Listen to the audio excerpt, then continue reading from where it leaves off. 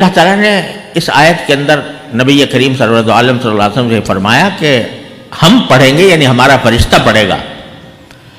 جب فرشتہ پڑھے گا تو فَاتَّبِعْ قُرْآنَ، جس طرح میرے فرشتے نے پڑھا اسی طرح تم بھی پڑھنا۔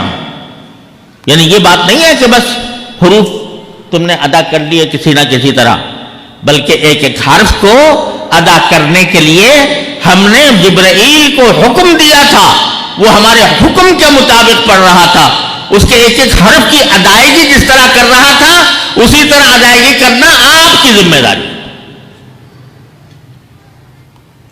تو اس سے پتہ چلا کہ قرآن کا صرف بات صرف اتنی نہیں ہے کہ آدمی قرآن کو سمجھے اور پھر اس کے بعد عمل کرے، وہ تو ہے ہی اصل مقصود، لیکن اس کا پڑھ لینا اور اس طرح پڑھ لینا جس طرح جبریل امین نے پڑھا تھا، اور اس طرح پڑھ لینا جیسا نبی کریم صلی اللہ علیہ وسلم نے پڑھا تھا، یہ بھی ہر مومن کا فرض کے ذمہ فرض عین ہے۔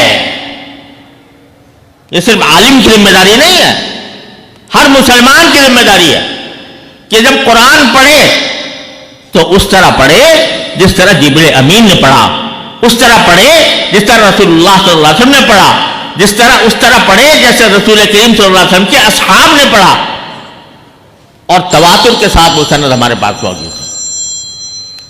تو یہ اور اس کے لیے امت نے اس فریضے کی ادائیگی کے لیے جو عجیب و غریب علم ایجاد کیا، دنیا بھر میں اس کی نظیر نہیں مل سکتی۔ وہ علم کیا ہے؟ تجوید کا علم۔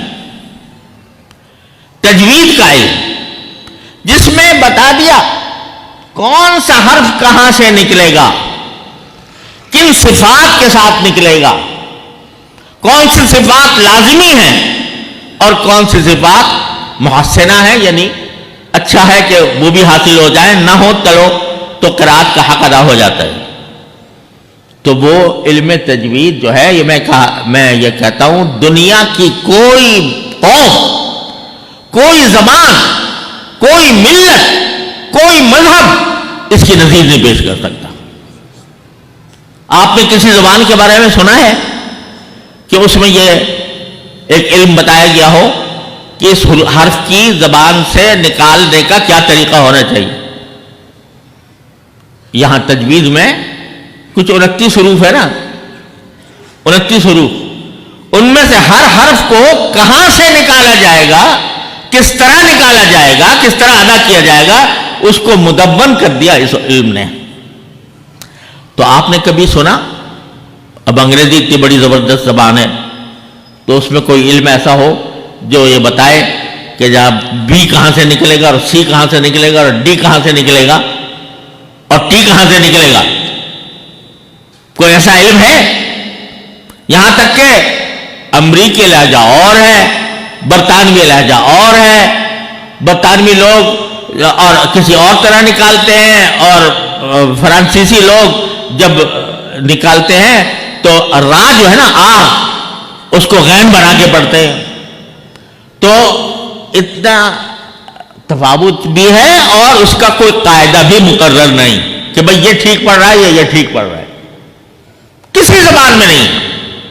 لیکن اللہ تبارک و تعالیٰ نے قرآن کریم کو محفوظ فرمانے کے لیے ایسے لوگوں کو پیدا کر دیا جنہوں نے ایک ایک حرف کی گہرائی تک جا کر اس کی تمام مخارج بتا دیے، صفات بتا دی اور اس کی مشق کرا دی۔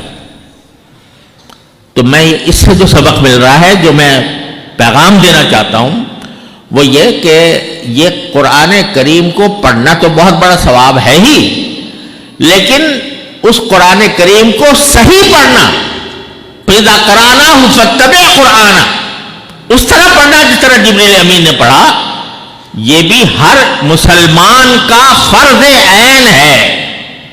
اگر آپ قرآن شریف پڑھیں اور غلط پڑھیں، جو حروف بعض اوقات بعض حروف ایسے ہوتے ہیں کہ اگر ان کو غلط ادا کیا جائے تو اس کے نتیجے میں قرآن کے معنی ہی بدل جاتے ہیں، بالکل الٹ جاتے ہیں۔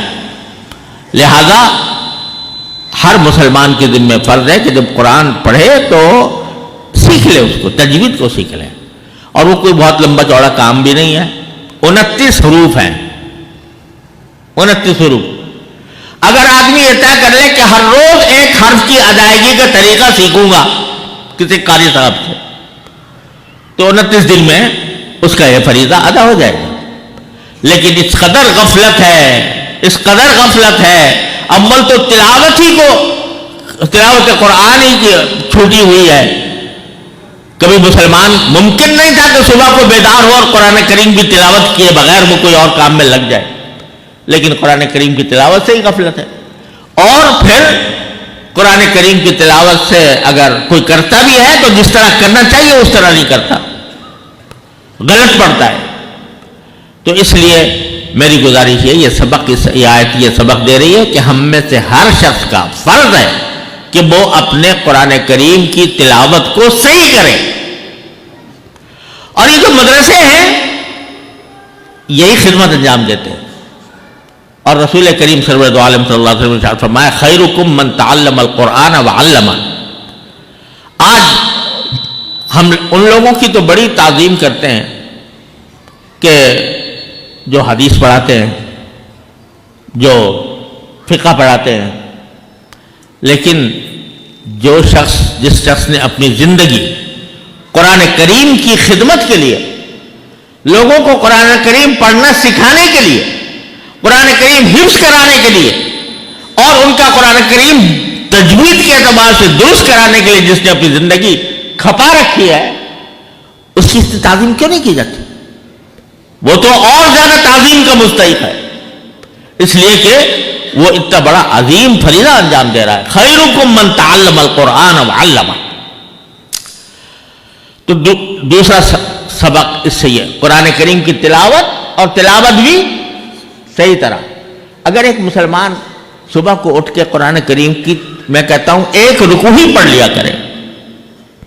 پہلے زمانے میں 7 منزلیں لکھی ہوئی ہے قرآن مجید میں، تو ہوتا یہ تھا کہ ہر ہفتے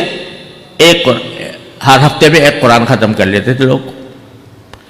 اس کے بعد پارے تک آ گئے، بھئی 30 پارے ہیں، چلو روزانہ ایک پارہ پڑھ لو تو ایک مہینے کے اندر ایک پارہ پورا ہو گیا. اس کے بعد عقل ترین بات یہ تھی کہ ایک پارہ پڑھا جاتا. لیکن میں آج نیچے اتر کر کہتا ہوں کہ بھئی پارہ پڑھ لو، آدھا پارہ پڑھ لو، ایک رکوع پڑھ لو، لیکن یہ طے کر لو کہ جب تک قرآن کریم کی کچھ تلاوت نہیں کر لوں گا اس وقت تک دنیا کے کسی کام میں نہیں لگوں گا. پھر دیکھو تمہارا دن کیسا گزرتا ہے، پھر دیکھو قرآن کریم کے کیا انوار و برکات تمہاری زندگی میں آتے ہیں.